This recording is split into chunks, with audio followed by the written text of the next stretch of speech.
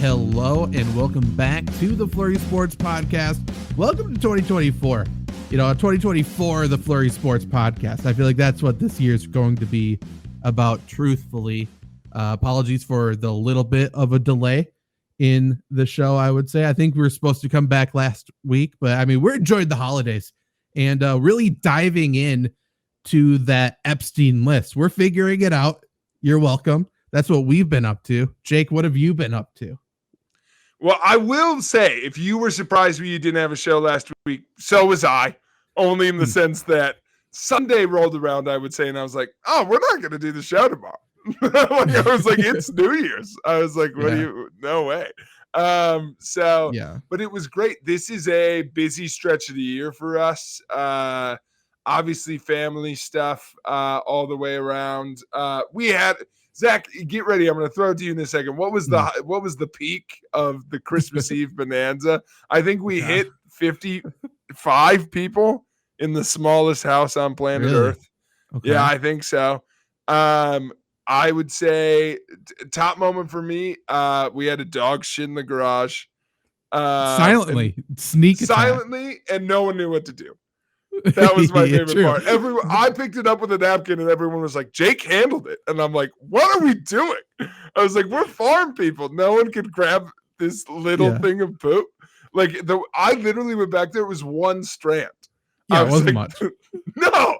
I was like, what do you mean? We could figure this out. It was interesting. I was definitely just observing, but truthfully, it was unprecedented. It's an unprecedented situation. Like, what is happening? The dog kind of pooped inside, but kind of not because we were in a garage. So I think that was the debacle. Like, what do we do? We're not inside, we're not outside.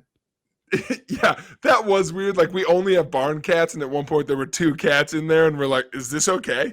They're like, yeah, they live here. So yeah, it was weird. Before you do that, Zach, the other thing I was doing over this break, I love end of the year lists.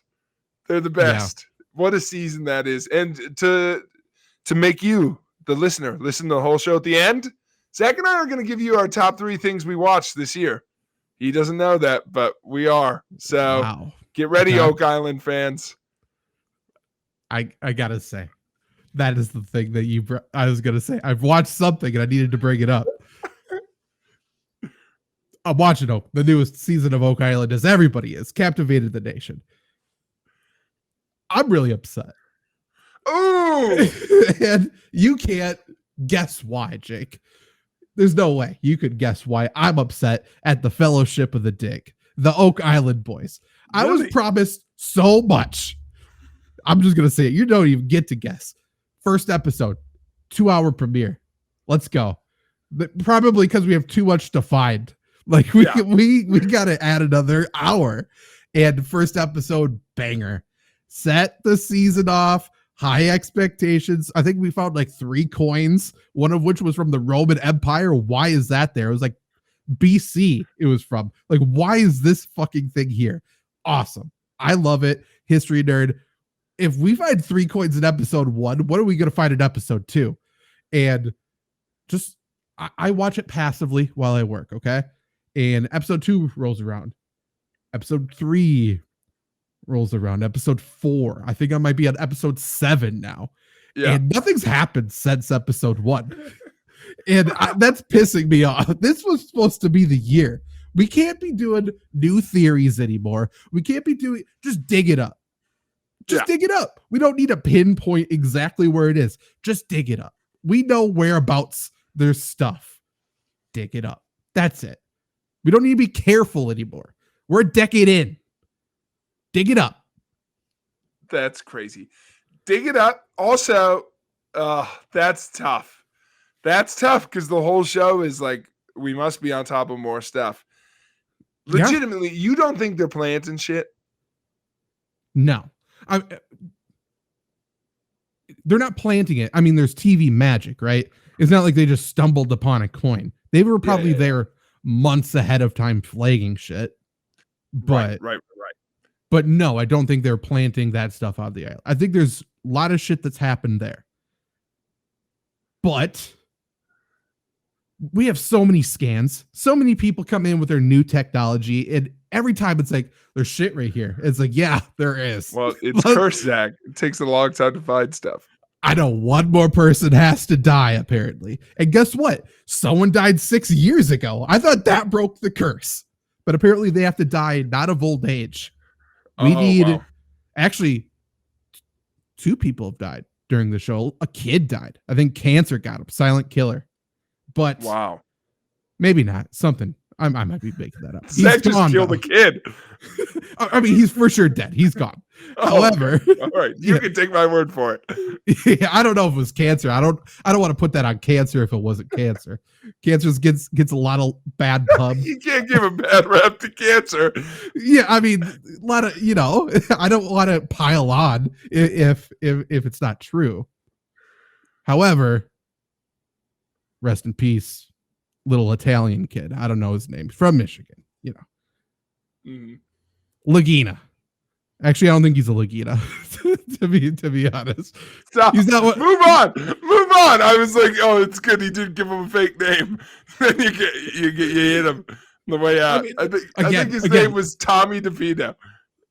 No, Marty Lagina is the mastermind behind this whole Oak Island situation. By the way, this is why you should tune in for this season, baby.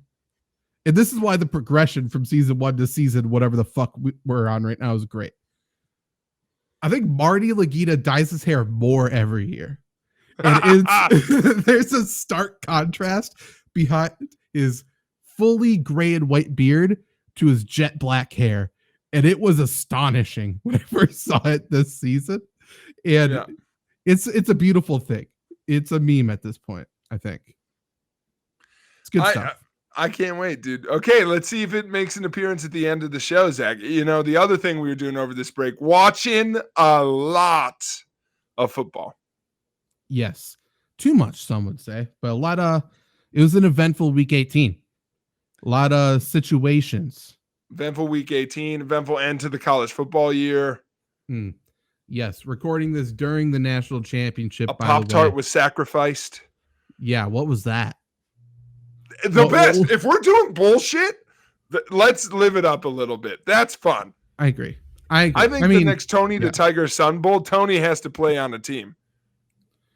That's a great point, actually. I feel like the Bulls they used to be more ridiculous. I feel like they dialed them back a little bit, other than the Pop-Tarts one, obviously. And the Gronk Bowl, I guess. Yeah, the Gronk Bowl was crazy. The Mayo Bowl kind of took on a life of its own. Why? I mean, that's not a new one, but why are we doing that? We don't need to dump mayo on somebody. We don't need to do that. No, we don't. We don't need to make Duke's mayo a thing either. Yeah, what a good point. Out of all the mayo, why Duke's? No. That's a great call. Yeah, I don't know. Weird. Bowl games don't matter. They don't matter. We got to get rid of them. And boy, howdy, are they going to matter less next year? That's true. And one last thing, bowl games do not matter. You're 100% right. Fuck Florida State. You don't get to you should get kicked out of the ACC. Yeah. And they want to go to the SEC. Why? You just saw what happened. And I don't care that you sat people. You should get kicked out. You should get relegated to whatever. I think they sat people to try and make it look better. Like that was going to happen anyway, even if they played all their guys. Even players who are like not going to the draft. Like, you guys suck. You're Florida State. And then they sit out of their final game because they don't want to get killed, probably literally, by Georgia. In like a protest, like, we shouldn't be playing this game. Okay, prove a point. So bad Kirby Smart's like out there being like, someone's got to do something. Someone's got to hold me back. That was like, oh man, it is funny that I think the biggest travesty of that all, it is wild that we got away with not putting Georgia in. Mm-hmm. And everyone was like, can you believe we didn't put Florida State in? Like, we didn't even talk about it.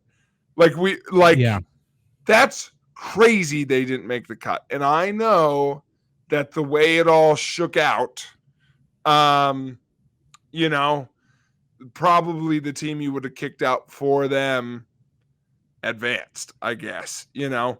But maybe not. I think so. You probably would have had them in over Texas, huh? That would have been what you had to do.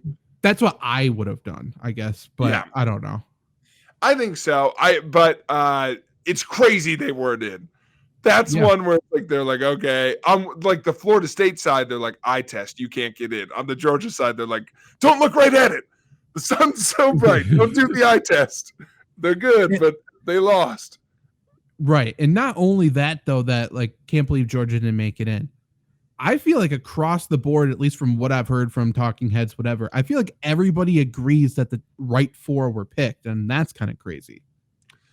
Yeah, I think so. I think the circumstances being what they are, to that point, like Texas should have been in, and you know, it looks. I hope the championship game that you all know how it went down ends up being good tonight because one-score game right now. For sure, once again, the semifinals were great. So proof that the playoff next year is going to be the best thing on TV. It's going to be great. It's going to be so good because that's the only thing now is like when the championship game doesn't live off to the two semifinals, it's a letdown. Once there's, TCU. 12. Yeah. Thanks, TCU. Once there's 12 games, we won't get like, there'll be other letdowns. There'll be plenty of good games. Like it'll be fun. Yeah. So that'll be good. Yeah. I can't believe TCU. This is the reason Michigan's going to win a national title. They're cursed by the Horned Frogs. I mean, it would be better though, because I feel like Harbaugh's for sure gone, right? It's better if he keeps losing. Yeah. Well, that's interesting. Okay, well, we won't do this too long because the people will know what happened. But I mean, for storyline, Harbaugh for sure he loses here. Mm-hmm. And Washington wins as the Pac-12 dissolves. Right. Is awesome. Yeah. So, and it's awesome because I'm a Michigan hater. I guess I should preface it with that. Same. Because some would say, because Harbaugh's whole thing about going to leave Michigan right now is that he went back to Michigan to repair the status of what Michigan is, and supposedly, money talks, but supposedly. He feels his mission has been fulfilled given what Michigan has done. However, will Michigan fans think that if he keeps getting almost there and losing? Like, is it enough to essentially beat Ohio State, which is all he's really done so far? I think, and it's tough, again, because you all know what happened. So, But if they lose this game, I think they will be calling for that because how do you lose to Washington when you beat Alabama? And people still don't take Washington seriously, which is wrong, but they don't. They don't. Well, they don't take their division seriously, which is crazy because, I don't know how a lot of the people who listen to this show probably watch a lot of Big Ten football. I don't know how you watch the Big Ten and you're like, well, I know Michigan's good. How? How did you know Michigan was good? We didn't know that. Yeah. We did not know that. I was very surprised how well they played against Alabama. Good for them. I knew Washington was good. That was my because they beat people who beat people, and they beat people from other conferences, and they beat Oregon twice. Like they did everything you needed to. Michigan barely beat Ohio State with some ref shenanigans. But they beat Alabama, which I think is huge for Harbaugh too. That'd be the other thing I say is no matter what happens tonight, they beat Bama. I could see like Michigan wins. I don't think they'll say it because they were the 1 seed and very, very good. If Washington wins, for a few weeks at least, we're going to hear people being like, oh my God, why wasn't Georgia in this? It'll be like, well, no one still beat the best team.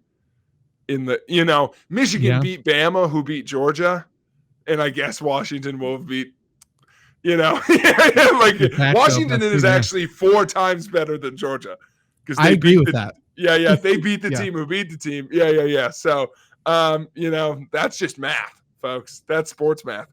So, I mean, I think it's crazy how Yeah, I think it is crazy how much Washington got overlooked. I also think it is wild for as big, like college football by the numbers is the biggest sport in America. Like in attendance and fan support. Like cumulatively, you're saying? Yeah. I know TV numbers and revenue, it's professional NFL. football. Yeah, for sure. But I would say in terms of like fan support, there's also more teams, so maybe that's not fair. But like fan support and attendance and like size of stadiums and like just devotion to teams, I would say it's at least up there. I think it's the second biggest by a bullet. You know, and it's still so regional, like to a point you just like the fact that we're so into it and we're like, man, bummer that Bama's not in the championship game. And it's like, really? Like, it's like these other teams are really good. Like, we got excited Texas made it because of what Colt McCoy and Vince Young did 15 years ago. Like, true. It's like, you know, like, what are we doing? I don't know. That's just weird to me about college football, where it's like, we don't really pay attention to like what's going on, you know. Notre Dame, if they went on a hot tear next year, is going to make the playoff, and they should not. But you know, but they're Notre Dame. For sure. Lou Holtz. That's right. Yeah, God's pulling for him. But yeah, college football is extremely regional, and college football has the cult-like following that most NFL teams, I feel like, have lost. I feel like at one point maybe they had it, and probably wasn't as strong as college football then. But like college football stadiums, at least in the SEC, are bigger than a lot of NFL stadiums. That, to your point, they are the alumni thing. You got a bunch of people in khakis fucking barking like dogs at Georgia games. I mean, the fandom in college football is different than any other sport. So I think you have a point there. But NFL is king. Let's not forget that.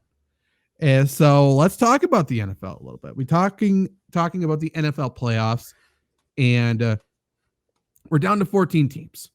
And there are some great storylines, I think, Jake. By the way, people, every episode from here on out, you can watch it on the FlurrySports YouTube channel. And so if you didn't hear it, Jake was pointing to his Green Bay Packers hat. Go back. Go. Haven't even taken the tags off. Haven't even taken the tags off in case who knows what happens. You have to return it? Okay. Yeah. They have to play Dallas in Dallas, which seems to be a tough place to play Dallas. Whatever. We're going to get to the booking, man. Until I see it, McCarthy is in these playoffs to take a dive. I mean, that's insane that Jerry Jones continues to be like, we'll see how he does.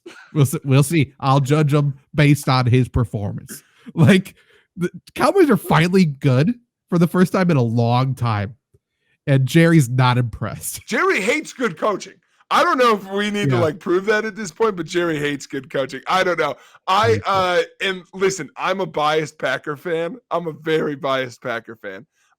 Spoiler, folks, I'm not going to book the Packers to win the Super Bowl. Did I, in a car, in a highway coming home, yell, we're going to win it all? Yes. But, you know, what are you going to do? By the way, Claire if that's what happens, Claire called it after the Chiefs game. We're going to win the Super Bowl. So, we're on this tear. Did I, as soon as I saw it, see, McCarthy, old friend. Like, I was like, come, the boy who lived. Come to die. That's what's happening, man. Packers are so close to being able to play Detroit in the first round of the playoffs. But Carson Wentz had to do some Carson Wentz bullshit and beat the 49ers. But yeah, I mean, going to Dallas, people would say not an easy matchup. We shall see. Mike McCarthy can certainly Mike McCarthy, though. We've seen him do it enough. We've seen the Cowboys choke in the playoffs to the Packers enough. Truly anything could happen. Yeah, I mean, I think it's all laid out there. Do I think the Packers are going to win the Super Bowl? No. Do I see a storyline where they beat Mike McCarthy, beat division rival Lions, and then finally without Rodgers beat his greatest downfall, the 49ers? Why not, man? Well, okay, this is the issue. I'm going to rain on Packer fans' parade here a little bit. If they somehow pull off a miracle and beat the Cowboys, you have to go to San Francisco immediately That's the next game. And that's where all our dreams have died, Zach. That's where all our dreams are died. In a normal year, when we're not running on magic, when we're good at football. We're so young. Yeah, we're so young, dude. We're so young. Have you ever tried tackling a baby? It's hard, man. It's hard to tackle a baby. Dude, we were farmers. We were in there. You know, it's the hardest animal to catch, a calf. I mean, it's wiry. I would argue no, but I mean, the calf's easy. It's once they get a little older, but I get your point. Newborn. You never know what it's going to do. Okay. You got to be gentle with it. Fair enough. So maybe the Cowboys will try to be gentle. We shit all with over Jordan Love. Yeah, that's right. Maybe Aaron Jones will pull off the 4-touchdown game like he did in Dallas a few years ago. Who knows? Or maybe AJ Dillon will come back and the Packers give him the ball, which isn't necessarily a good thing, you know? I mean, maybe, man, or maybe Tucker Kraft's the best tight end in the whole damn league, you know? Maybe Christian Watson comes back and then pulls a hammy immediately. That'd be fun. It's all possible. But I'm on a little bit of a Packer fan high. They are not the storyline. I think it's a fun story. Out of the options who could have snuck in, that's a fun storyline to make it into the playoffs, I think. Would you agree with that? Yeah. Like, I think out of the options, it's like that is more fun. That the only other one that would have been fun is if the car wreck of the Vikings had somehow snuck in. I'd have been all over that. Honestly, that would have been fun. What's the biggest playoff loss in history? Like, let's go for it. But other than that, what, the Saints sneak in? I wasn't into it. So, and Seahawks are not interesting at all. No. So I think for storyline's sake, we've got a damn good. Listen, there's two halves of this. Is the football good? No. Are the storylines intriguing? Yes, and we're going to talk about both. Where do you want to go first? You want to talk about the football? You want to talk about the storylines? We got to talk about the storylines. So for the people who are outsiders who are maybe tuning in just for the playoffs, I will say Ravens, 49ers on bye, best two teams in football. So they are not playing this weekend. So then in the AFC, we'll start with what I think is possibly the best game on paper. And that's the Texans versus the Browns. And what's fun about this one, for the people who haven't watched football since 2016 or so, is Joe Flacco is quarterback for the Cleveland Browns. Career resurrection. And what we have in this game, Jake, are two quarterbacks who are playing their best football after replacing Deshaun Watson. Both of them. And that's awesome. And Deshaun Watson doesn't get to play. Yeah. I love it. That's great. And I hope it's mentioned. I hope so too. Also a sneaky, all-timer in some ways, like that. You know what I mean, Flacco, and then the young gun. Yeah. Like no one talks about Flacco that way. Listen, let me say this, because I don't want to be a Flacco defender, but just on accolades, because that's how people talk about legacy. If he had done what he's ended up doing his whole career in Baltimore, I think he'd have a really good shot at a Hall of Fame. I think, if somehow the Browns get down and dirty and they win one this year, I think he's a shoo-in. So that'll tell you how kind of close he is now. So he's all time good. He had a great football career. It was somehow a joke the whole time. Elite Joe Flacco, but it's been fun to watch that. And I think for me, the most fun player to watch in football this year has been CJ Stroud. And for sure, the most fun coach in football this year was DeMeco Ryan. So I think this game's going to be so good. I think people are kind of sleeping on how evenly matched these teams are. The AFC South was tough this year, very evenly matched, so Jags, Jesus, what are we doing? They suck. And what I tweeted out and what I've said on the show many times, I cannot wait for the day that we can talk about Trevor Lawrence as the player he actually is. Yeah. Because he's not very good. He's fine. I don't know. You know what was a great storyline in all of this, though?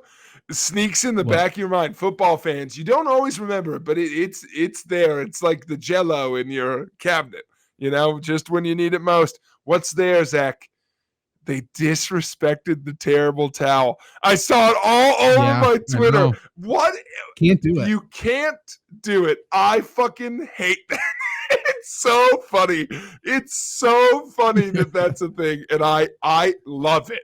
I love that that's still a thing in football where it's like, you stepped on a rag. Shouldn't have done that.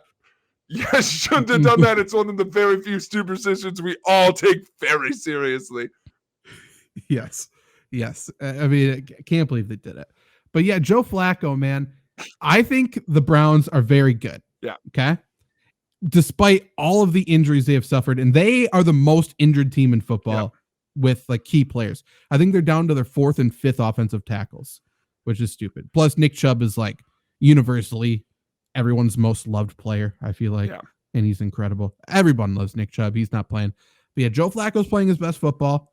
And CJ Stroud, even today, people on ESPN are saying like, CJ Stroud's had a good rookie year, but a rookie's not going to do anything in the playoffs. He's very good. He's really, really good. He's really good. And this defense is a little like hit or miss, but they can produce a lot of turnovers. I'm excited. I think if I was picking the game football, Myles Garrett scares me in general. I guess that layout of seasoned who's the scariest pass rusher and who's the least experienced quarterback, those two mixing is not usually a good recipe. So I think I'd go Browns, but storyline wise, you know what? Looking at this AFC structure, I think I'd also go Browns. I think maybe there's some fun stuff there with Flacco and this team. There's so much, dude. Yeah. I think there's a lot there. So I think, especially considering one of the teams I think very obviously are going to be on a deep run in the AFC, or could be. I think you go Browns. You know who, assuming all of the higher seeds minus the Browns win, which would mean Chiefs over Dolphins, Bills over Steelers. I think that's what we all think. Yeah. Flacco goes to Baltimore the week after. And that's what we want, right? So like I think that's more fun. And like there's a world where we get like Browns Dolphins, Browns, Bills is fun. I don't know. I think like CJ Stroud is a fun story, but I think there's a lot of mileage on the Browns. So I go that way, I think, for storylines. I agree. The last thing I'll say is CJ Stroud, I've liked him all year, but he won me over today with one line. And he said that he loves being the villain. And I don't think he is a villain, but I love that he wants to be heel. Because he just talked about how loud the Colts were booing him. The Colts made him like the team like stay on the field during like their light show for way too long, stuff like that. But if there's a quarterback who's good at football and he likes being the villain and he's a rookie, give me CJ Stroud for the next 2 decades. Like he's going to be very good. That attitude is like a Tom Brady thing. He's going to be so good. Yeah, and they're like kind of set up to protect him too. So I mean, I really like it. I think they're really set up well. You know what would be a fun? How do we get there? Is there a way we get to? This would be kind of a crazy path through the playoffs, but I was like, what be a fun route for Joe Flacco? But if Browns beat Texans, and all the Browns beat Texans, and then we could get. Yeah, I was like, it'd also be fun if he could run into the Steelers. Like if we get a Browns-Pittsburgh matchup, but they'd have to be the AFC Championship game, and then they wouldn't see Baltimore. Right. So, maybe not the road to go. But let me just spin that, Webster, for a second, because there's one very funny thing that would happen to that matchup. Okay. All my money on the Browns in that game. Do you know why, Zach? Who do you think would start a quarterback for the Pittsburgh Steelers? It'd be Mason Rudolph. Oh, it'd be Mason Rudolph. Would it be Mason Rudolph? He's dead, dude. He's dead. If he makes it to the AFC Championship game, Myles Garrett's not even going to be wearing his helmet. No. He's already going to be holding Masons. He's going to be walking out of the field holding. He's like, where'd my helmet go? Wham, dude. The pregame warmups would be must watch. Why is Mason hiding? Why is Mason hiding? Yeah. Where is he? Myles Garrett's just on the 50-yard line, sulking back and forth. That would be awesome. Talk about a storyline I need in my life. Yeah, 100%. Myles Garrett, I think I've said it before. I think he's the scariest person in football. He's terrifying. He's the top 2 scariest guys in sports. Yordan Alvarez of the Astros is also very, very scary guy. Like the only guy I think could like look a baseball into the home run, like just like get away. He is the guy from Major League who just hats for bats. So I don't know. Those two, top 2 scary, but. I love the Browns-Texans matchup. I'm also really excited that Pittsburgh, Buffalo, and can we just say, how is Buffalo the 2 seed? Buffalo, they're not good, dude. Like this is insane. Josh Allen did the most predictable Josh Allen bullshit, and that's throw 2 interceptions, one of which was the worst interception I've ever seen in a big game against the Dolphins. He gives 0 regards to the football. He doesn't care. Yeah, I mean, it's crazy. It's crazy how reckless he is. I think this should be a very fun game. Pittsburgh is like, talk about unpredictable. Like they win a lot of games. Their point deficit is ugly.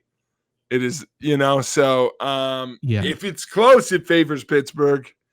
And listen, I loved you talk about like players who are like universally beloved. God, TJ Watt he's out though. I know. So same as Nick Chubb. So it's like, man, who are we rooting for?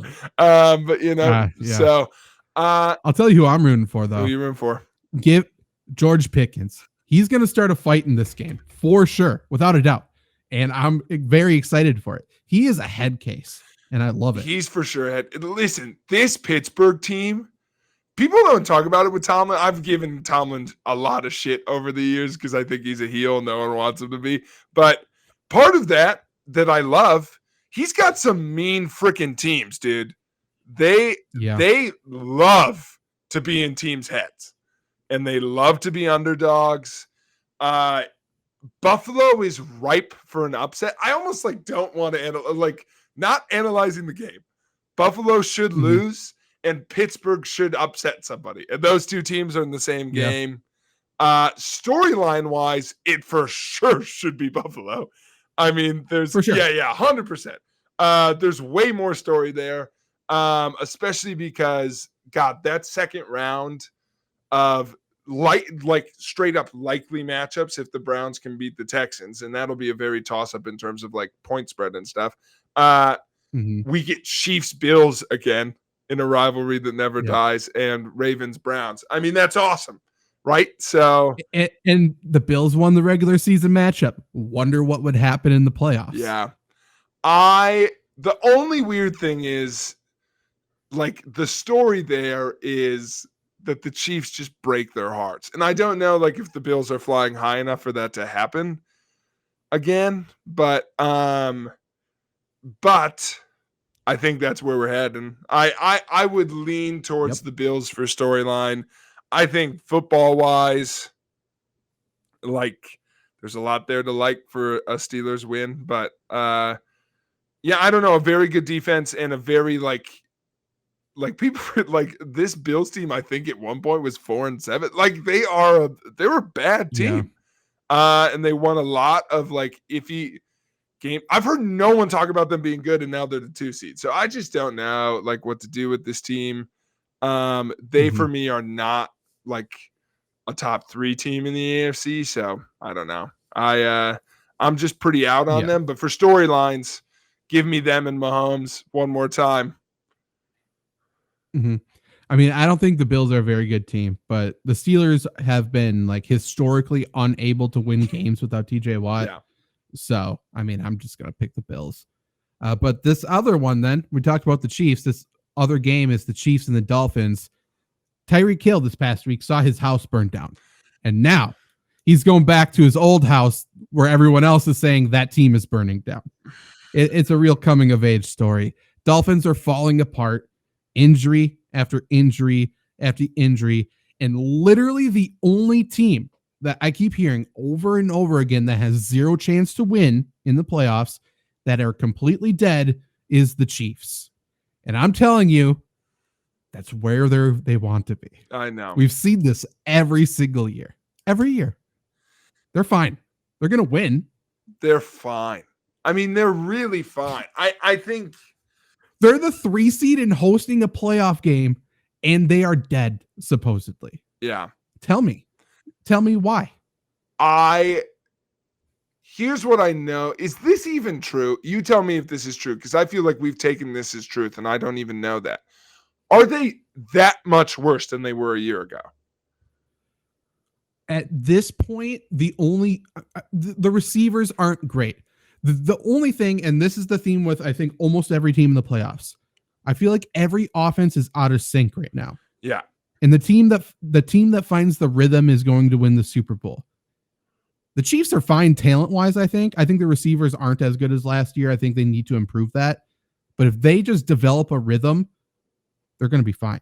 And Travis Kelce got to rest last week, should be the healthiest he's been in a while. It just feels like the Chiefs have things that they haven't shown yet, and they just knew they were going to make the playoffs, and then they'll pull out those tricks in the same way that Spagnuolo has done with his defense every single year. Every single year, he brings out tricks in the playoffs, and they play well. Now he's got a good team, and he's going to play well, and the offense is just going to do the same thing that the defense has done in past years, and they'll probably go to the Super Bowl. Shout out Dennis Green. They are who we thought they were. I'm off the hook. We did. I'm with you completely. I mean, also, we talked about this a couple of weeks ago. A stat that I think people are missing out on. Everyone's talking about Travis and like his lack of production. His targets are way down. I think it's almost as if he's trying to get the receivers involved to build their confidence up. And I think when we get to the playoffs, all bets are off. We're going to throw to him 20 times a game, and we're going to we talked about it after I went to the Packer game, because it was like, how is a guy getting 20 yards of reception and only being thrown to 6 times? And I really think whether it's trying to build a balanced offense for the sake of just making the team better, or we are going to see a lot of these teams again, and we are not tipping our hand fully. Like, we've got home 100%. Field advantage against all but 2 teams, one of whom could very easily lose in the first round. Like, the Bills aren't good. And by the way, the Chiefs almost got a 2nd seed. So it's like they were, so like, why did they have to try any harder than they did?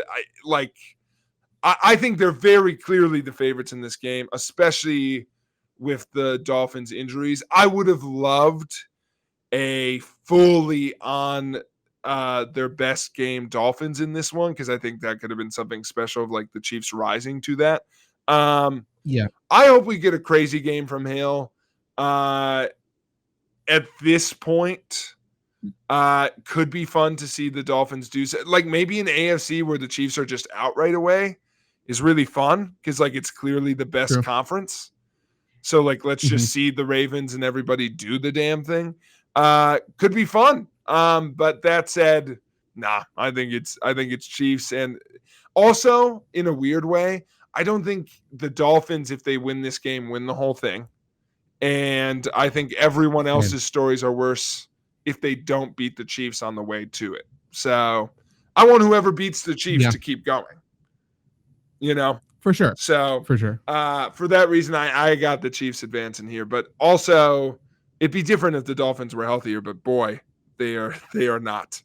So that's tough. I mean, just with Waddle and Mostert, they probably beat the Bills last week. I know. And like, they're banged up on defense. No one's really been talking about that, but like, I think they're on their 4th corner. Yeah. This game, I think it's supposed to be really fucking cold in Kansas City too. So for whatever stock you want to put into it, Miami team going to a cold place. Tua is already a bitch. So I mean, hope it's just gonna Taylor happen shows again. up and she just looks so intense. Like where she shows up in like black eyeliner, just like you're fucked. Like, like we're That'd be good. We're ready now. I love it, man. Like it looks like Black Hole Keep Raider me fans. over. Yeah. yeah. Yeah, that's true. I want her to wear a shirt that says "I hate Tua." Can we get that going? That would, boy, I would be listening to all the Taylor Swift. I'll learn to like the songs. It'll be fun. Yeah. I would be so happy. That would be great. Let's go over to NFC. One that I don't think that has really that many storylines. Could be a shitty game. It's that 4 versus 5. So it's Buccaneers are hosting the Eagles. The Eagles have been horrible down the stretch. They've lost 5 of their past 6, I believe. I believe Buccaneers have won 5 of their past 6. Both quarterbacks are hurt. Jalen Hurts especially so. Eagles defense is atrocious. Truly, I think it's going to be a sloppy game. It could be a race to 15. It's just, I don't really know fun storylines. Obviously, people are going to be either rooting for or against Baker Mayfield. Yeah. But other than that, there really isn't a connection between these teams. No. That I know of. No, there's no connection between these teams. I think the storyline is just does the Jason Kelce story end here is kind of like does do the Eagles fall off now? Like I think it's been really sad to see them fall off because I think it is just I literally saw a joke on the NFL pregame show yesterday where it's like, the 2023 season, the year we all stopped caring after the Eagles were good. And it's like kinda like we lost a little magic. So I am really rooting for the Eagles because it makes the playoffs so much more fun. Because we kind of said it throughout this season, like the NFL was banking on Kelce Bowl, especially on the NFC side. Like, so I don't know. Like to your point, there's not really any storyline in this game. I, for one, would love to see Baker and the boys do good things and like good for them. But listen, the NFC South freaking sucked, and the Buccaneers weren't very good. Like they don't almost deserve a run. So I'm hoping that this is a storyline of like, bring back Nick Foles. Can we get a Nick Foles run? Can we do that? I don't know. I hope the Eagles can do something, but X-ray came back bad today for Hurts. Like I don't know what that's gonna look like. So it's a tough stretch for the Eagles, man. I don't know. Yeah, I'm rooting for the Buccaneers, and the Eagles. Like I said, they were worse this year, but they got even way worse than I thought they were. It feels like they're so bad that they're sandbagging us a little bit. So we'll see. They are for sure playing worse. Like they can't. I sometimes hate when people say this, but they can't keep playing that bad. They've passed that point. Like it's like they're not that terrible team. I truly think this last week they didn't care. I agree. And they had some people out too, but they were trying to get right. But yeah, for sure. So I'm still picking the Eagles. I mean, they are, even at this, I think they are more talented than the Buccaneers. And the storylines are there for me. So I'm going there, but be fun for Baker. I think they win. Hope Tampa wins. Then let's talk about Cowboys and your Green Bay Packers. Obviously the Mike McCarthy connection is the biggest, literally and figuratively, storyline here. We also got Al Harris coaching up the defense and being one of the top Packers defensive coordinator candidates, even though I personally believe you can't have your cake and eat it too. You made the playoffs because of, not in spite of, because of the defense. I think Packers have to give Joe Barry another year. Do I think he deserved 1 year? No. But I think they have to give him a 4th year now. I think that's their punishment for making the playoffs. So, but Al Harris, Mike McCarthy, we have a lot of, storylines between the Cowboys and Packers in the playoffs before. Obviously, Des Ketchit. We had Mason Crosby, Dager. The 90s. As well. The 90s. I think Dak Prescott is probably the best quarterback in the NFC remaining, which is wild to say. God, And you might be right. Yeah. It's him or Brock Purdy, right? Well, famously, you have said those two are just the same player. So that's true. They're equal. You're right. Correct. They're equal. But who's going to be starting for the Rams? Oh, Stafford. He's the most talented left. But I get what you're saying. I get what you're saying. Yeah. But love Stafford. In this game, in the Cowboys Packers game, I mean, let's get this out there. I think there is a piece of me storyline wise. It's like, this is where the Cowboys lose. Like, like it's like we're doing, like we're doing really, this is so Cowboys. Like, it's so Cowboys to be like, we're good. Mm-hmm. We're better than the Eagles. And then the Eagles keep going and they do not, is like very them. And like, we're pretty good in a bad NFC and that doesn't matter. Like, they've never taken advantage of that. Not once. No. So, that said, just objectively football wise, Cowboy fans, don't go away. Stay there. I think talent wise, they have been playing, they are the best team in the NFC.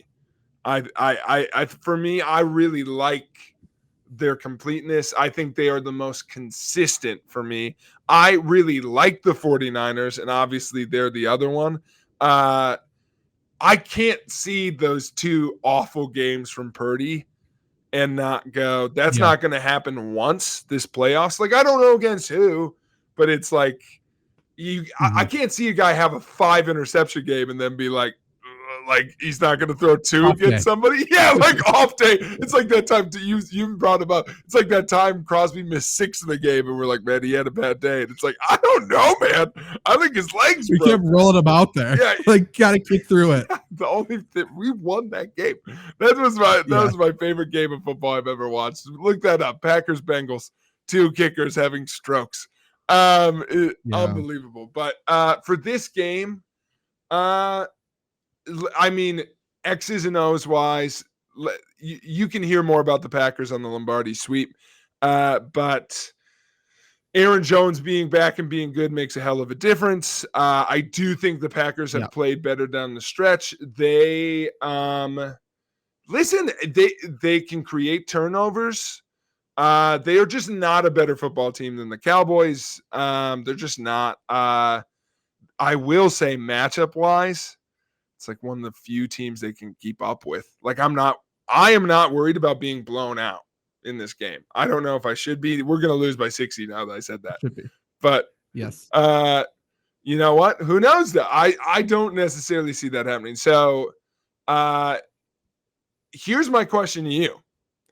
As you break this down briefly here, because I know you'll talk about it more on a Packer focus show, but I think there are more fun storylines with the Packers going forward than the Cowboys. The future's now, dude. Storylines you won't like, but I don't think anybody cares about the Packers. I don't think anybody does. I think if they beat the Cowboys, and I'm not saying this won't get annoying immediately, we will be hitting the big red he's the guy button. I know, but that's still, I don't think that's interesting. No. But it will lead all sports talk for a week. It will, but Cowboys already do that without doing anything. I know. The Cowboys need to be there to have someone to root against. That's their job. Yeah, that's a great point. Okay, you've reeled me back in. Okay, I'm going to pick Cowboys. That's a great call because this whole time I was like, how can I root for the 49ers? That's how. Okay. Yep, you've reeled me back in. Okay, there you go. I'm back. Just got to remind everyone how much everybody hates the Cowboys. Yeah. Including most Cowboys fans. It hasn't been the same since Will Kane left. That's true. That is true. Lastly, in the NFC, my favorite storyline, talked about it a month ago at this point. Lions host the Rams. Stafford comes home, and we got Jared Goff against his old team. So after Stafford leaves, gets traded away, but leaves, wins the Super Bowl, finally gets to play a playoff game in Detroit. Will he get that win? But to the detriment of Lions fans, or will Jared Goff stick it to his former coach and have Lions fans feel like they won that side of the trade. I don't. What do you want to happen? Rams win. I can't believe I'm going to say this. I love the Lions. I want the Rams to win. Yeah. I really like this Rams team a lot. I think so too. I think people are forgetting that like this is essentially like they're very close to that Super Bowl team. They just didn't have the health. Yeah. I sneaky think this is like the clear dark horse in the NFC. Like if it's not, besides just like I guess the Eagles returning to life, like it's 49ers Cowboys, and I mean this Rams team getting in the mix would be so fun. You know, so I personally would love that just because, well, let me say this. Maybe this is what I truly feel. I will be rooting for whoever wins this game to win the NFC. I agree with that. Yeah. Unless, like, listen, I am a pack. You know, like, what am I gonna do if we make this? If we make the Super Bowl, you know. But I don't think that's gonna happen. So, like, in a realistic world, I'm rooting for whoever wins this game to win the NFC. Because I don't really care about the Eagles until they're in the Super Bowl. To be totally honest with you. True. So the NFC Championship game, if that rolled around, I'd be firmly Team Eagles again. But I'm just like right now, like I'm uninterested in them, and I feel like they've played so bad down the stretch that Jason won't retire no matter what happens unless they win. Probably true. So I think that's where we're at with that storyline. So for this one and how these teams are playing, I can't believe I'm saying this because I think Dan Campbell's a breath of fresh air. I think we could see a storyline here of like the Lions finally did it, and everything that brought them to the dance is going to cost them. Like they're going to be too aggressive. Like that's kind of what happened last week. Like they kept playing all of their players, and then Laporte is out now. I know. Like they kept getting injured, and I just think like seeing Stafford beat them is going to be a moment of like, oh, that's what we were supposed to be playing for, not just like making the playoffs. Yeah. Like I think this is the setup to hopefully a real run at it. Like this feels early for that. And I unfortunately like, and maybe my mental block is just it can't be Goff. Like maybe it's just a mental block of like every time I envision the Lions finally clicking, it's someone else at quarterback. But put Teddy in there. And oh my God, let Teddy go. Let him do it. What's Phillip Rivers doing? I don't know. Like, let's do something. What's great point. Let's bring back a Lions legend. What's name one. What's Scott Mitchell doing? Oh yeah, him too. One name you didn't mention, and one name I don't think anyone's mentioned this season. Aaron Donald's still here. For sure. And he's playing really well. Literally no one's talked about him. It's kind of like how Von Miller, we went past the Bills without mentioning Von Miller. He's also being too quiet, especially with the allegations against him. But Aaron Donald is like he doesn't exist. He almost retired last offseason. I know. Decided to come back, and we haven't mentioned his name since. Do you think he wants to hit Jared Goff? I think he would love to hit Jared Goff. I want to hit Jared Goff. I can't imagine making it to a Super Bowl and losing because of Jared Goff. I think at some point we just got so certain the Rams weren't going to make it, we stopped caring about that team in general. Because you know what I realized today? Yeah. Nakua had an unbelievable year. Record rookie-breaking year. Yeah. We stopped talking about him in week 3. Yeah, for sure. As soon as Cooper Kupp came back, we're like, okay. I mean, he's going to take the Rams. And the Rams don't matter. Like, this Rams team's really fun, really good. Very fun. The only thing I will say, there's a reason I really like this Lions team. They've got some guys that are so fun to root for. I hope this game freaking rocks. I hope it's a shootout. I hope it comes down to a fake punt. Well, it's coming down to a fourth quarter touchdown drive for sure. Either Stafford's going to throw an interception to lose the game, or he's going to throw a touchdown to win the game. Oh, that's so interesting. I think the Lions either win it on the drive or they do something to shoot themselves in the foot. Sure. Sure. They accidentally report the whole line eligible in trying to prove points. By the way, they should do that. The whole team should go surround the ref and just all scream at him numbers and just get them discombobulated. Yeah. Just to prove a point. Because that's bullshit. The guy I hope has just an awesome game. I love Amon-Ra St. Brown. I think he's so – I hope he just has a killer game. I've got a soft spot for Montgomery too. So, I don't know. I think I'll be interested. I think storyline-wise, the Rams. Yeah. I think they win regardless anyway. So, yeah, there you go. What at this point, Zach, is your ideal Super Bowl matchup and then your ideal Super Bowl winner? Ideal? I mean, I need Lamar Jackson to succeed at like the top level. Yeah. Just in my heart of hearts. So I need Ravens to run the table and win. I want them to do so against the Chiefs because I want it to make a point about the Chiefs as well. That they were not dead. They were just hiding. Yeah. They were asleep at the wheel. They woke up. And then them beating the Chiefs is cool. I like that. Yes. But then NFC wise, like my ideal situation, NFC, it's kind of a disaster over here. I think ideally I would like the Rams to do so. And it's like the whole fuck those draft picks, the whole fact that they didn't even really need to rebuild. They just got an offensive lineman and they're fine to go. I like that. So I think ideally it would be Ravens over the Rams, which would probably be Matthew Stafford's last hurrah. We shall see. Yeah. But what's your ideal Super Bowl then? Yeah. I mean, I'll say it, like, especially with the setup now, this could be a WWE level of you make them think they don't want it and then you give them what they want. God damn it. Give them, if we get Kelsey Bowl now, yeah, that's true. It's insane, right? So I think people will hate it. If that happens, I think people will I don't think so. Angry. I think the NFL sniffed that we were about to hate it, Zach. And so both teams are terrible. Like, so they're like, no. Sure. And now we've got, how do we make them both underdogs? And so I think now, I think now, especially the Eagles, if the Eagles go on a run now, I mean, that's incredibly, I'm in on that. So like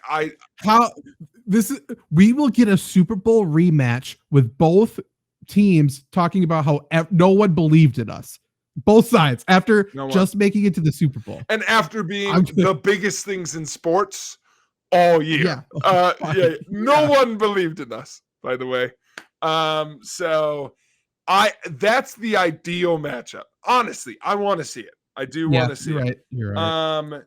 I think there's a sneaky story there of like if Chiefs lose to Ravens, I think you can still have all birds Super Bowl. Like I think Ravens Eagles is fun. If Jason makes the Super Bowl, they have to win. So that's my only thing there. But I think that'd be fun because you set up the Ravens for the future.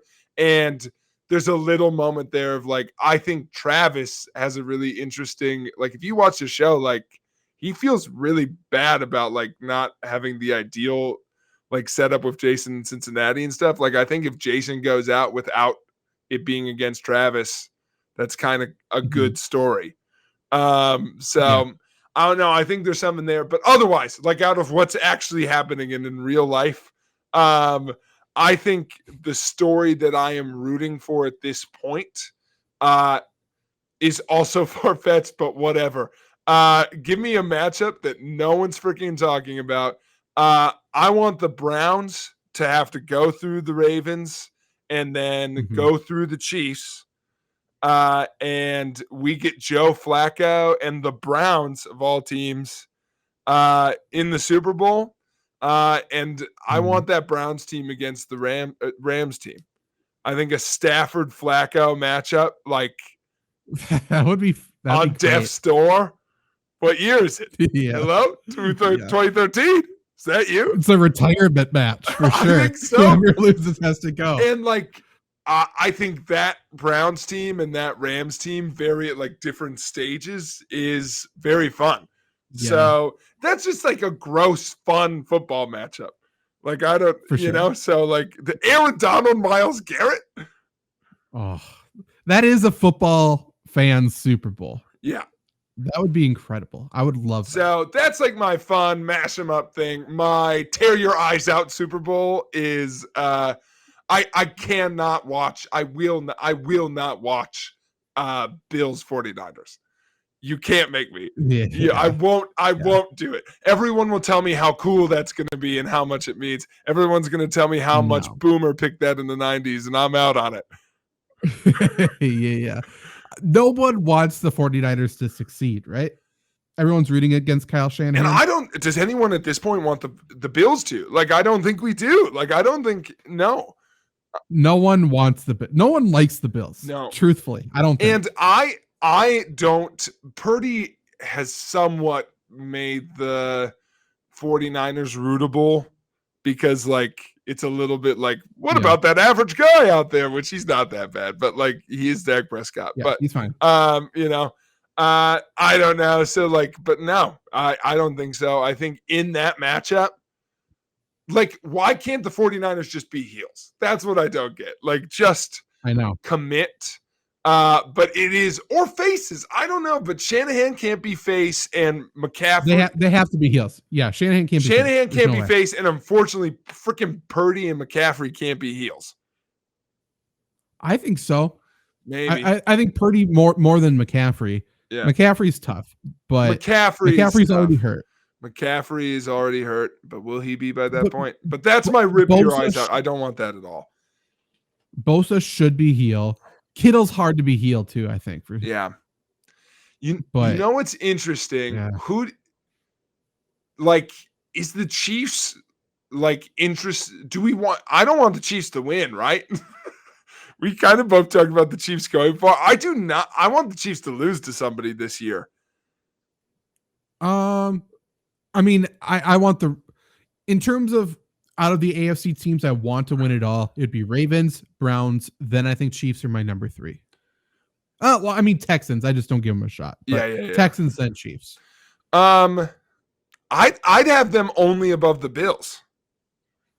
I mean, in want, you know, like and combining those two is obviously different, folks. So listen to the rest of the show. But like, just in terms of want to, like, I mean, yeah, they're last besides the Bills. And honestly, I know I just shat on the Bills because this can't happen. But in a world where Bills beat Chiefs in AFC Championship game, then I'd be in on the Bills. In that, like, I might be rooting. I still don't. The Chiefs might be last. I don't know. Like, it's just like they've done it. There isn't really a. How many times can you tell me that no one believed in us? To your point, like, I don't. I'm out on it. We did believe in you. I don't like Mahomes. So Motto. He says all that stupid shit. Don't like him. I love Andy Reid too much to root against the Chiefs. He alone makes the Chiefs a team I root for. Yeah. But I like their defense. I love Leo Chanel. Yeah. Obviously.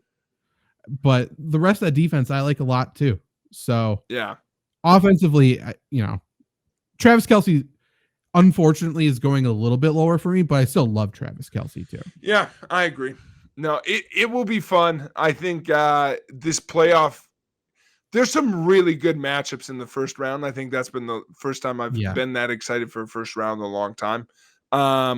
Specifically, Rams, Lions, and Texans, Browns are. Yeah, I'm really excited, and Chiefs, Dolphins. Like, I'm pretty pumped about those games. And honestly, out of all the Packer matchups, I was not that into Packers Lions. Like, I was like in the first round. It wouldn't have been exciting. No.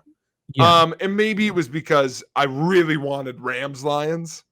So that I'm sure was it. But I don't know. I think we got pretty cool matchups across the board. I think there are a couple that really don't do it for me. Like, no, I Sure. do not care about, like, Eagles Buccaneers seems like it's gonna suck. But you know, do not care. no, do not care. But otherwise, let's go. Some good football. I hope it's good down the stretch. Because this could be where it gets fun, Zach, because I think we've been pretty clear all year that like the quality of football has not been there this year. But does that mean it's going to be well contested at the end of the year? I don't know. Could be. Not sure, but speaking of bad football, really quick, I want you to rank the teams. Yeah. 1 through 14, most likely to win the Super Bowl, least likely. Then I'm going to give you their betting odds because I think it's a little bit shocking. All right. In some spots. Most likely, I mean, just to be transparent, I think the best team remaining in the playoffs for sure. I don't know why I said remaining. Like there's a secret team that did make it that was really, really good. The best team in the playoffs and in the NFL is the Ravens. I am not going to pick them for best odds because I'm going to pick an NFC team because they're worse. So I'm actually going to go, for me, best odds is 49ers, then Cowboys, then Ravens, then Chiefs. And then if I had to pick a fifth team, I would go, God, I feel like I have to pick an AFC team, even though it's harder. I guess I would go. Shit, who else do you pick in the AFC? I guess you go Bills to round out that 5. Okay, so top to bottom, 49ers are like by far the favorites to win, plus 220. Yeah. Then the Ravens are second, plus 320. Okay. Then there's a major drop off. The team with the third best odds to win the Super Bowl is the Buffalo Bills. That's insane. Yeah. They're not good. Like, what did you watch? What are people watching? I also, folks, I need to say this out loud. Just because one of the Kelseys is doing bad does not mean they both are. Like, I think the narrative is like the Kelseys are... No, the Eagles have collapsed. That's crazy. They have better odds than the Chiefs. I agree. Literally, people are saying Chiefs are dead. They're the only team that people are counting out in the playoffs. Yeah. Number 4 is the Cowboys at plus 750. Then it's the Chiefs at plus 1,000. Then it's the Eagles at plus 1,700. They have the 6th best odds. Both those teams are dead. That's too inflated. Then, tied with the Eagles is the Dolphins, who actually are dead, I think. Yep. Then it's the Lions at plus 2,200. Then we get to the Browns at plus 3,000, Rams at plus 5,000. I think both of those teams are sneaky, to be completely honest. Yeah. They may be the second best teams in their respective conferences. Yeah. And then we got Texans plus 7,000, Buccaneers plus 9,500, Packers plus 10,000, and then Steelers plus 13,000. I think it's wild that the Texans are that much lower than those other teams of that ilk. Like the Texans are about as good as those. They shouldn't be any higher, but it's like their odds should be closer. I will say those rankings are bonkers, and I think they're a little horseshit. But like, take it up with FanDuel, dude. FanDuel? No. Let me take the gloves off, FanDuel. Here we go. Okay. Problems with your list. Number 1, Ravens aren't even 2. They're not. They're not. The odds of any team winning the AFC is not as high as the second best team in the NFC winning that. There's literally only 2 good teams in the NFC. So you're wrong there. That's true. Wrong number 2. The Buffalo Bills suck. That's true. That's for 100%. Wrong number 3. The Eagles are too high. Way too high. Yeah. They've been bad. Like, they've been embarrassingly bad. That's right. Wrong number 4. Packer odds are too high. Too high? Okay. We got no shot. Second lowest. I agree, but yeah. That was going to be my only other thing. Boy, are there, like, I know we just did a whole show. In a world where we're not, like, rooting for things, God, there are only 3 teams who can win this thing, huh? I've said that since week 3. Hey, So, you know what? And it's still but give true. credit where it's due. Congrats to the Chiefs, Rams, and Browns. Yeah. You heard it They in came first. out of nowhere. Yeah. Yeah. No one believed in us. Hey, what team was believed in, by the way? Can I get that in writing right now? What team is going to win the Super Bowl? Back then? No. What team is going to win the Super Bowl and then into a microphone say, thank you all for believing in us? No one, right? No one believed it. They're all reverse Tinkerbells. Yeah. Clap if you want us to live. Like, what are we doing? That is true. And also, why is it a good thing to not be believed in? I don't know. Yeah. I was on my own once again. No one likes me. Once again, I was doubted. Man. Yeah. Correct. Now we really would like you to leave, actually. Everyone said, there's a possibility I may lose. And those people were wrong. Because I am winning. That's right. As you can see now, you were wrong, and I need to tell you about it. Thank God as well. There were many people out there with differing opinions. Some of them didn't have this outcome. And to those people, I say, fools! Got him. Kelsey, come up here and cut a wrestling promo. Jabroni. Your mayor's a jabroni. We're good to go. Cut him out. Very good. If the Chiefs go on to win at least the AFC Championship, he has to call out the mayor of Cincinnati still. He can't let that feud die. No. It is so funny that a mayor got called out. Okay, quick top 3. Travis Kelce's top 3 funny moments. Okay? Ooh. Okay. I think I've got it here, but you tell me if I'm missing one. Okay? Okay. I got 2 for sure that come to mind. Yeah, I'm going to go sneaky number 3 that people forget about. People know that he loves the Beastie Boys. People forget that came from after they won the Super Bowl and he got drunk and couldn't remember any of the words to You Gotta Fight for Your Right to Party. So he just kept screaming, you gotta fight for your right to party. I think, oh God, I had another one besides Jabroni. An obvious one. Yeah. I got it. It came back. I honestly think number 2, hey, the mayor of Cincinnati, you're a jabroni. Yeah. So funny. Number 1, I've been waiting my whole life for this moment. 100% going up to the president of the United States and, hey, look over there at him. Is one of the fun. That is so comically good. So good. Better timed off by Patrick Mahomes. Never once losing his target. Stay home, boys. No. Defensive ends. You watch. Stay home. What's your assignment? The discipline that he showed is why he's a Super Bowl champion. It was an impressive display. The only shame is, I guarantee, if he has 30 seconds on that mic, he's calling out the mayor of Cincinnati. Yeah, from the White House. At the White House. My fellow Americans, the mayor of Cincinnati's a jabroni. Yeah. Whatever you say, I think at that podium becomes law instantaneously. He could have had that. Oh, and then we would have Biden saying, "What's a jabroni?" We really were robbed of that moment. What's a Zamboni? Thanks, Mahomes. Zamboni? Baloney? Yeah.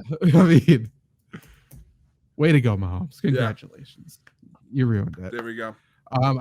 Jake, I know you had a game. Can we play it next week? Yeah. 100%. Next week, game time. I think we can we wrap up with our best things we watched this year? Okay. Yes. You go first because I don't remember. I got it. Okay. I will give a quick shout out. It was a good year for wrestling. The most fun I had watching a show all year, but probably, it was the only one that like you and I watched together. So but I still think Mania was my favorite thing I watched all year. Probably on a rest. I'm trying to think what was this Mania?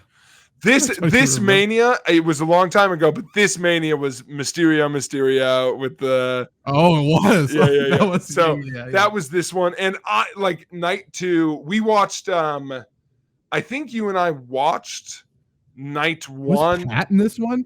Pat McMahon was not this. Not this one. You're thinking 2 ago, because right? that's the same one that Sammy went against Knoxville. This one was it was Sammy and KO versus the Usos. It was also the big tag team match with like Braun Strowman and Ricochet, and Otis was in there, and they were all just flying around. That was very good. That was good. Charlotte Ripley were at the end. Charlotte just started smiling, and we were like, what the fuck? That was odd. But really, I mean, really good Mania. So that was the best thing in wrestling. But my top 3, ready for this? Best TV show all year, Zach. I know it. You know it. The people know it. You can't defeat Scandival. It's the best thing that happened all year.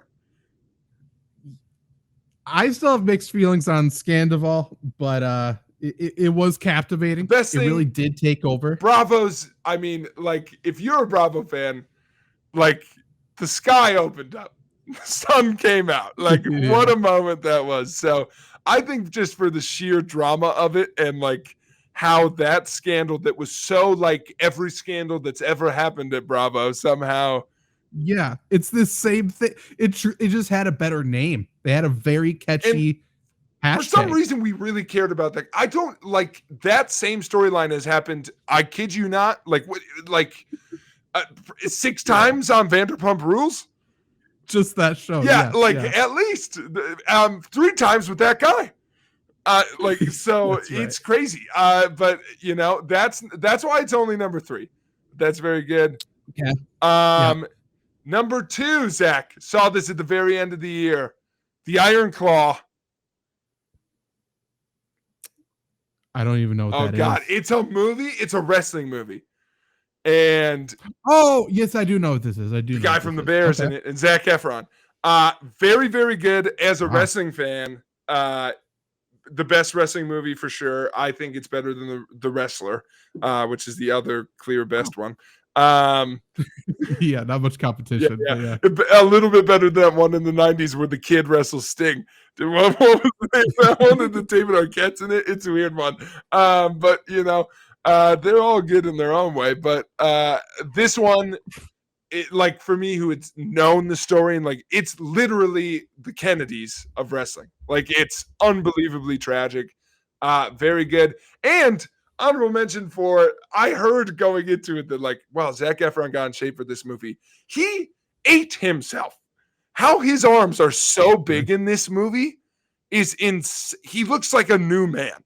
He's fucking yoked. Really? Like the best interview I heard is we had to look like guys who were definitely taking steroids without taking steroids. Like, so like it's the 80s. So, and Zach, the reason you need to watch it, a guy plays Ric Flair, and he understands the assignment. Does he? Okay, good. A bad Ric Flair would have been sank. Oh my God. If there's a moment, it's like a sad part of the movie. And like wrestling fans, non-wrestling fans won't get this, but like for me in the state, like there's a sad part in the movie. And it's like, wow, they're going to make it up to you. You get to face the current champion. He's like, oh, who's that? And they cut. And he's like, you might be wondering why I'm standing in this shithole in my alligator shoes. And I'm like, he's here. I was like, it's so, he does the whole promo. It's so good. It's incredible. So that's number 2. Number 1, Zach, best thing all year, Oppenheimer. Sorry, just gonna agree with all the critics. I haven't seen that either. Jesus, it's another sad one. I know. It's good. Yeah, I'm sure. I can't imagine. Florence Pugh's naked in it. Does that change your mind? Whoa, don't know who that is, but sounds good. God, she used to date Zach Braff. Okay. I mean, so did Sarah Chalk in many seasons. You're the worst. You're the absolute worst. By the way, that's my top 3. Thanks for listening. Now here's a thing only for Zach. Today, someone was like, if you had an unlimited amount of money to bring back any show for one more season, what would you do? And I was like, how much money would I have to pay for people to forget about a season? Yeah. That's the better option. What would be better? Another great Scrub season or just removing season 9? I don't know. I think it has to be removing season At 9. this point, give me a Scrubs movie. That's what I said. I was like, I'll take a Scrubs movie that just like retcons it. Like, that's fine. Yeah. Let's just do that. But otherwise, I would love a new Scrubs season that just acts like the other one didn't happen. For sure. They should just, it should be a lot of the same storylines, but with the people we want to see. Oh, even better. New Scrubs season, and it's just season 8. Yeah, so it's just playing again. Honestly, it is the last one then. It's like, oh, we're done. Okay, cool. Yes. Oh, God. If that final scene in season 8 ended up being the final scene, greatest show of all time. But now it's tainted with fucking Aziz Ansari. Yeah, so bad. You got a top 3 for the year? I'm just still trying to figure out like what TV show. There's some TV series I watched that was great. The best UFC fight I saw, I think, was Moreno Pantoja. So that was I think it was flyweight championship. Mm-hmm. That one was just a fucking bloodbath, yeah. just a war. Definitely go back and watch that. A couple pay-per-views ago, maybe like 4 pay-per-views ago. I'm trying to think like what the best football game I saw this season was. It has to be a college game. Yeah, for me it was I think it was for me the Pac-12 championship game. That was a good one. I will say the finish in the SEC championship game. Yeah. Had to be that one, right? That was the Alabama corner touchdown. Yeah. Or was that the game before? No, that was the game before. Oh, right? That was the game before against Auburn. Yeah. Yeah, that they should have lost. That ending was insane. That was the most Alabama ending of all time. That was very good. Honestly, Bama, Michigan was great. The ending's unbelievable of that game. Bama, Michigan, that game was insane. Michigan's so good. But yeah. Just trying to think of what TV shows I even watched this year. There's something good that I watched. Vanderpump, I spent too much time on. Way too much time on. Way too much time. Vanderpump you watched this year. Letterkenny and Shoresy. I watched. I like horror movies, but I haven't seen very many. I went through all of the Friday the 13th ones. Ooh. And I will say, I don't know why they're famous, but they are kind of a good time. They're not good whatsoever. No. They're terrible. They got famous off the spin, the twist of the first one. And then he's very scary. And no horror movies were good back then. But then they stayed not good. That's not true either. Nightmare on Elm Street was right around then. That's a campy movie too. So much better than Okay, that's true. That's true. Johnny Depp really takes in the teeth. Okay, you're right. Like Friday the 13th movies, almost none of them, especially I think 2 and 3, there is zero plot. They do like a little thing in the beginning, like we're going to pretend there's a story and Jason's back and go. And then it's just him following people around and killing them the rest of the movie. That's all it is. It's insane. And in the first ones, they also really he is somehow everywhere. That's like the funniest thing in the first ones is he's never shown running and is always ahead of you. Yes. And he drowns in water, so he hates water, but then later he's swimming. So that's a nice little twist. He learned, takes off his mask. Yeah, he's Michael Phelps. Basically. By the way, Olympics as of today, I think is 199 days away. Wow. Need it. Bum, bum, ba-dum, bum, bum, bum. Hope that girl has some horse tranquilizers in her heart. Da, da. Is she back? Katie Ledecky is back for one last show. Oh, one last show for her. Mrs. Jonathan Owens is going to be in it. That's right.